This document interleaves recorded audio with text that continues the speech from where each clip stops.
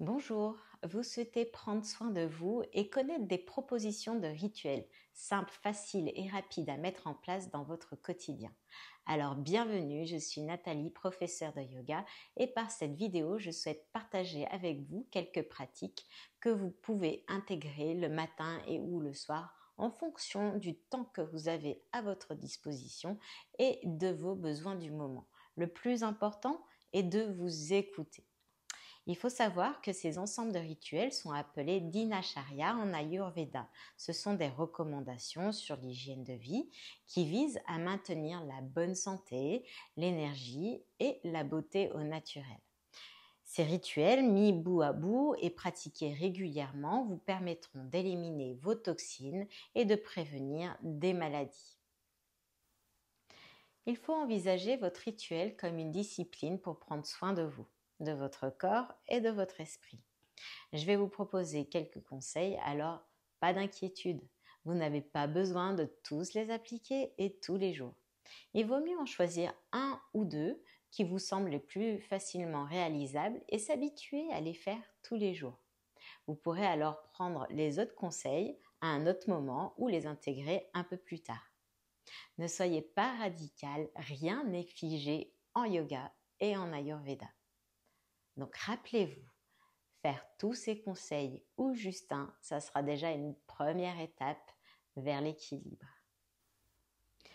Pour les rituels du matin, quelle meilleure manière de commencer la journée? Alors le premier conseil, ça va être de se lever tôt, idéalement avant 6 heures. Oui, je sais, ça risque de piquer pour certains, mais bon.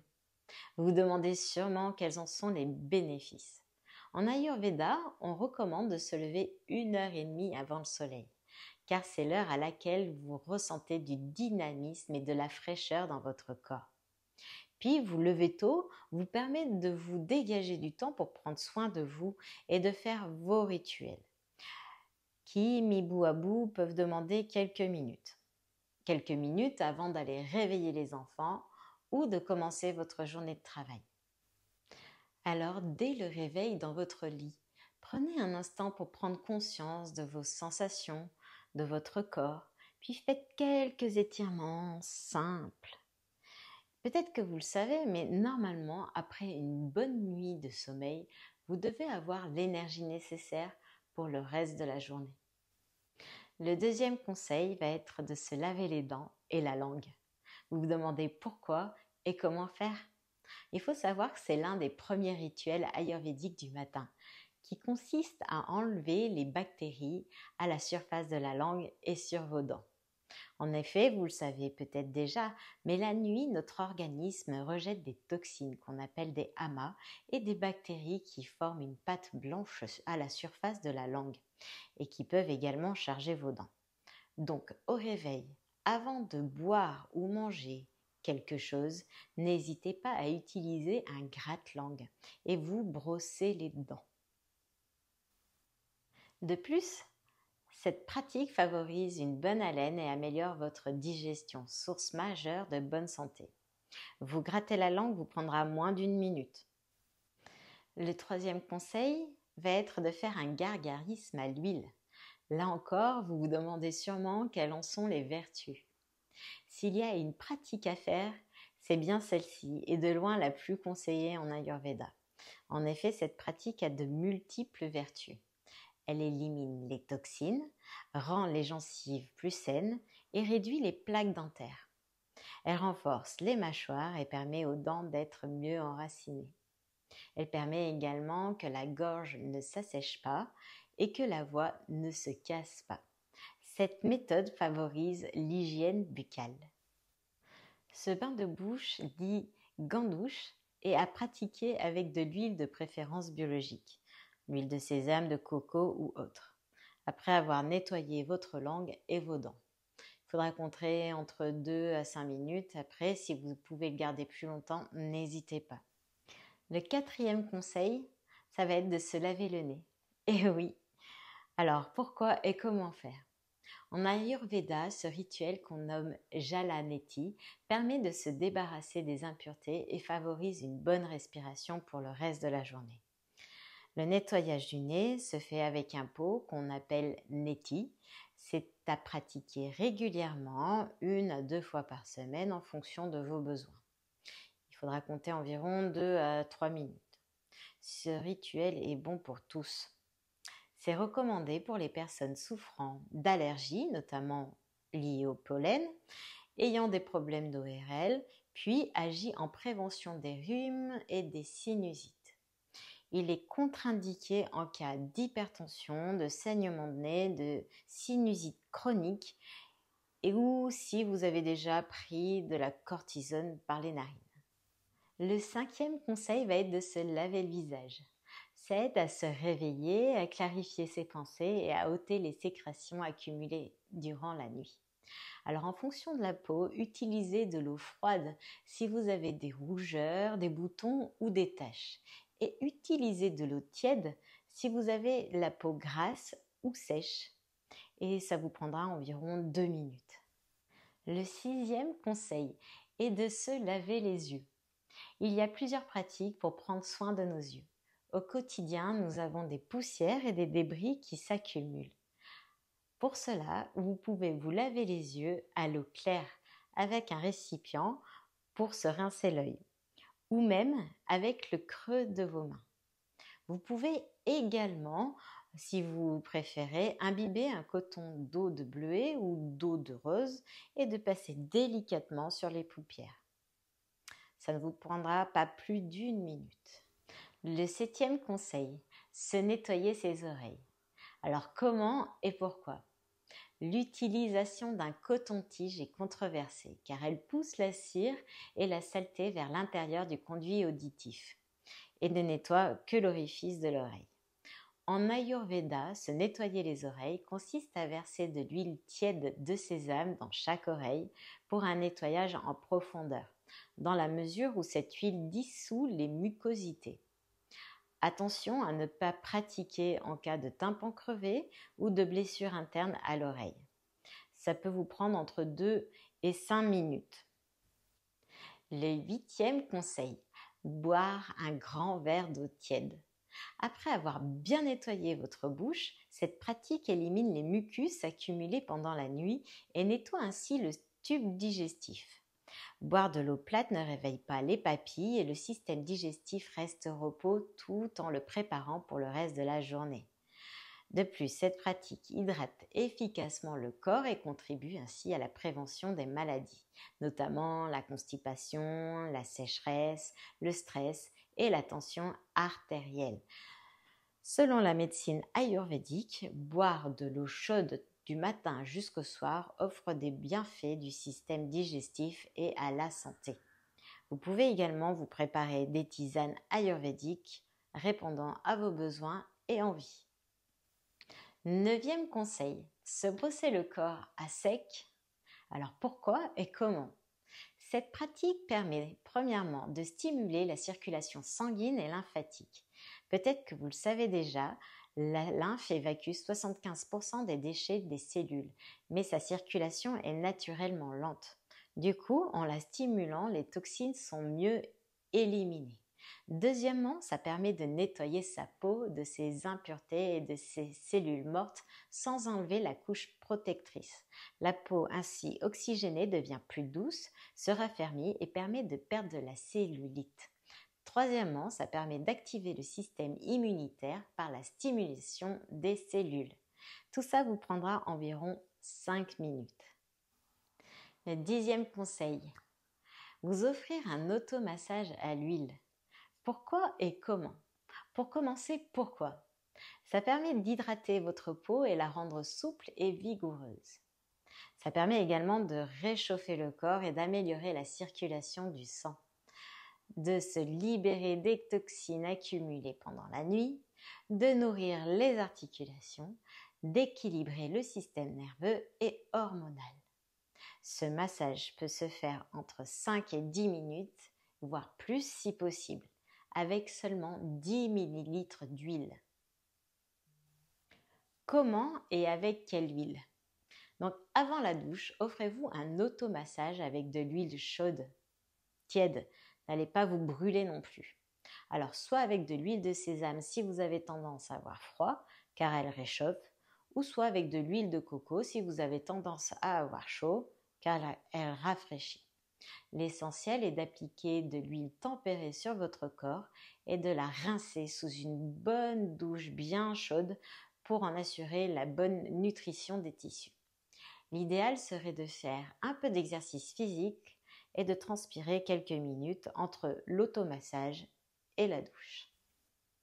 11e conseil, pratiquer du yoga le matin. Vous le savez sûrement, le matin, il est important de s'adonner à une activité sportive pour chauffer les articulations et mettre le corps en mouvement. Naturellement, je vais vous recommander le yoga en fonction du temps que vous avez à votre disposition et vos besoins du moment. Avec la pratique de quelques postures adaptées, vous donnerez à votre corps et à votre esprit la souplesse et l'énergie pour commencer votre journée sur une note positive.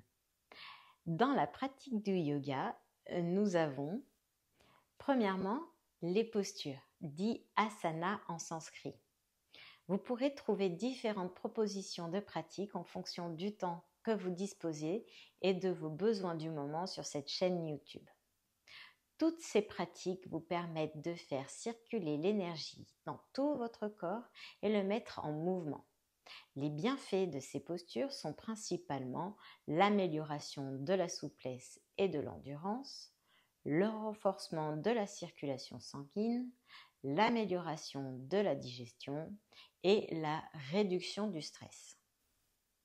Deuxièmement, il y a des techniques de respiration dites pranayama en sanskrit. Ces pratiques peuvent être effectuées à tout moment de la journée et n'importe où. Elles apportent de nombreux bienfaits comme apaiser le système nerveux et hormonaux, oxygéner le sang, améliorer la qualité du sommeil, libérer les canaux énergétiques, débarrasser les poumons des toxines et bien d'autres. Vous pourrez également trouver quelques pratiques sur cette chaîne YouTube. Troisièmement, il y a la méditation. C'est un moment pour vous, pour prendre conscience du présent, de votre corps et de votre esprit. Il existe diverses techniques pour entrer en état méditatif, comme les mantras, des mots ou des phrases énoncées dans votre esprit ou à haute voix, comme les pranayamas, comme la visualisation et bien d'autres. Vous pouvez être aussi assis en lotus ou sur une chaise, couché ou marcher, avoir les yeux ouverts ou fermés. Puis, pourquoi pas vous concentrer sur votre respiration ou sur une image. Ce sont là autant de méthodes, de techniques que vous avez loisir d'essayer pour trouver celle qui vous convient, qui vous correspond le mieux et y être assidu. Quelques-unes vous seront proposées sur cette chaîne YouTube. Idéalement, pour bien démarrer votre journée, il faudrait la commencer avec 15 minutes de méditation. Vous aurez un esprit clair, énergique et relaxé. Et pourquoi pas augmenter ce temps si vous avez l'opportunité. Les bienfaits sont nombreux.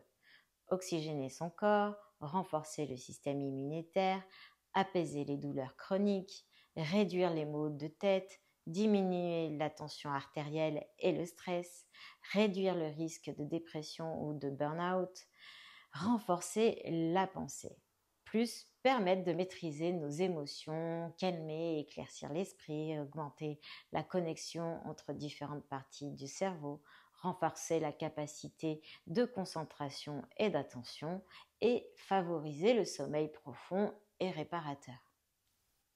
Le 12e conseil, c'est d'aller aux toilettes. Pourquoi et comment ?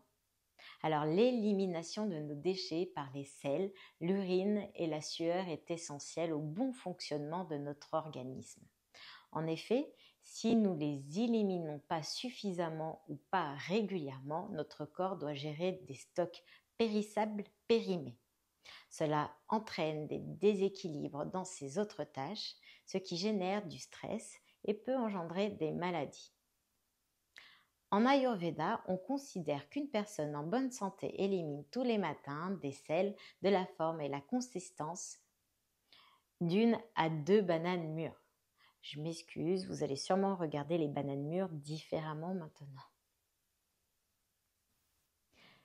Si vous n'arrivez pas à lâcher vos bananes mûres chaque matin, voici ce qui peut vous aider à améliorer votre transit. Boire de l'eau chaude au réveil. C'est recommandé car ça facilite l'élimination des déchets triés pendant la nuit et nous hydrate le corps. Souvent, cela est suffisant et le transit se régule en quelques jours. Si ça fait 2 jours où vous n'arrivez pas à aller aux toilettes, ajoutez de l'huile à votre eau chaude matinale. C'est-à-dire vous rajoutez 2 cuillères à soupe d'huile, de lin ou d'olive, peu importe, dans votre première tasse d'eau chaude. Cela va hydrater votre tube digestif et le rendre glissant comme un toboggan, sur lesquels vos selles pourront se laisser aller.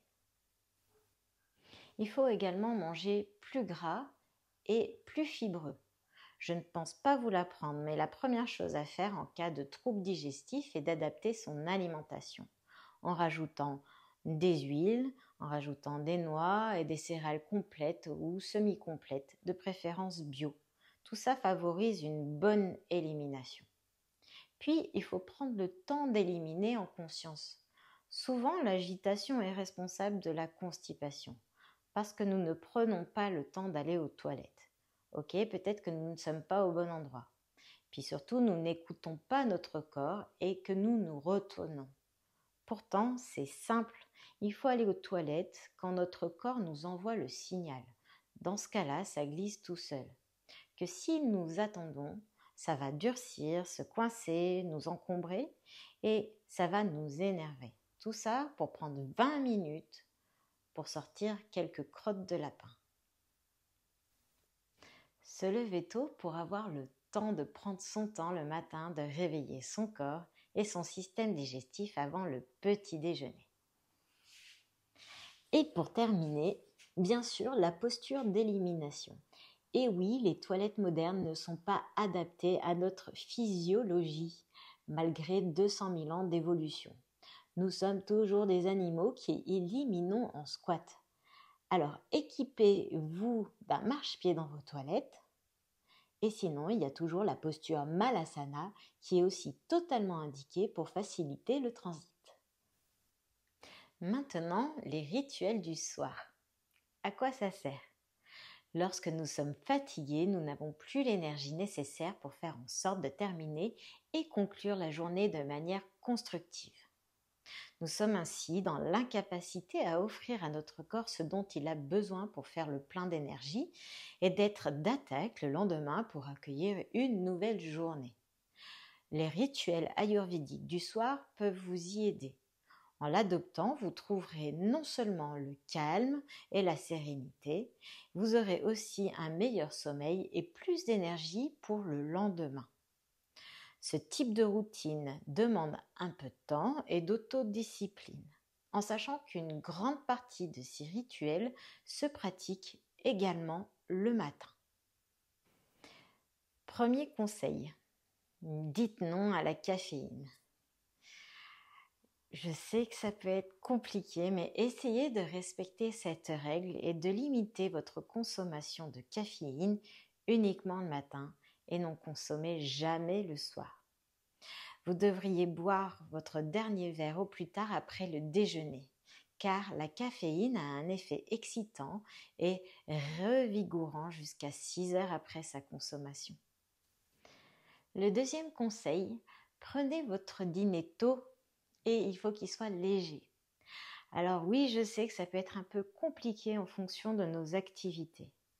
Mais la médecine ayurvédique préconise de vous coucher tôt, soit avant 22 heures, et de vous réveiller avant le lever du soleil. Il est donc conseillé de prendre le repas entre 18 heures et 19 heures pour que la digestion se passe bien avant d'aller au lit. Idéalement 2 à 3 heures entre le dîner et le coucher. Ce repas doit être également le plus léger possible et chaud pour faciliter la digestion. Les aliments à éviter sont la viande, les produits laitiers, les aliments crus, les boissons stimulantes telles que le thé, le café, l'alcool et les aliments fortement piquants et amers. Privilégiez les aliments cuits particulièrement verts et les céréales légères telles que l'avoine, le quinoa, entre autres. Puis 30 minutes après votre repas, buvez une tisane à base de plantes calmantes et digestives. Le troisième conseil, ne pas boire d'eau pendant et après le repas. Il est recommandé de boire dans les 30 minutes après le repas car l'eau va diluer les sucs digestifs. Par conséquent, cela va engourdir le système digestif et perturber les niveaux d'insuline. Le quatrième conseil, mâcher des graines de fenouil après le dîner. En effet, les graines de fenouil sont riches en antioxydants. Elles contiennent des fibres qui aident à digérer et à dégonfler le ventre.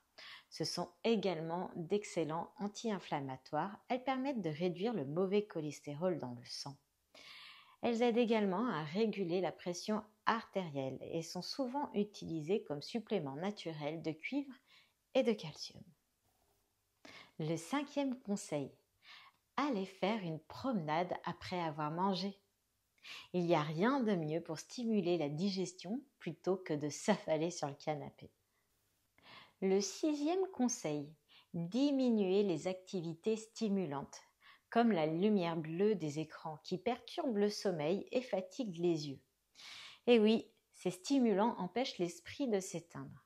Alors, éteignez la télévision, l'ordinateur, la tablette, le téléphone portable au moins 1 heure avant de vous coucher et baissez la lumière dans la chambre. Le mieux serait d'éviter de regarder un quelconque écran après 20 heures.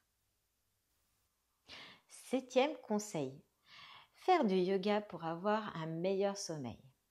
En effet, le yoga du soir permet de vous détendre et d'évacuer les tensions musculaires, les émotions négatives accumulées pendant la journée et de vous apporter un sentiment de sérénité et de relaxation pour avoir une qualité de sommeil réparateur et un réveil matinal plus simple et de meilleure qualité. Pour les personnes sujettes aux insomnies suite à un trop-plein de pensées, et malgré la fatigue, le cerveau n'arrive pas à s'arrêter. La pratique du yoga du soir peut sûrement aider à améliorer la qualité du sommeil. Alors, qu'est-ce que le yoga du soir? C'est une pratique de yoga plutôt douce pour permettre de se détendre. Et pour cela, nous avons plusieurs types de yoga, comme le yin yoga. Cela consiste à rester dans la même position pendant plusieurs respirations.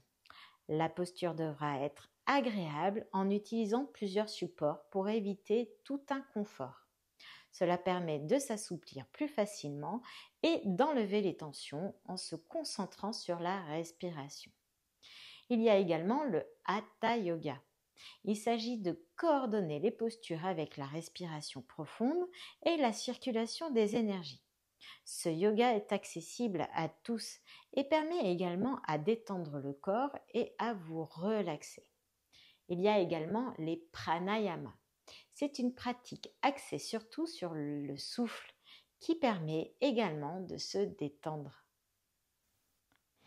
Il y a également le yoga nidra. C'est une technique de relaxation physique qui se pratique principalement allongée et pourquoi pas directement dans le lit. Ça permet de ressentir et de se concentrer sur les différentes parties du corps. Elle se définit comme un état de conscience altéré entre l'état de veille et le sommeil.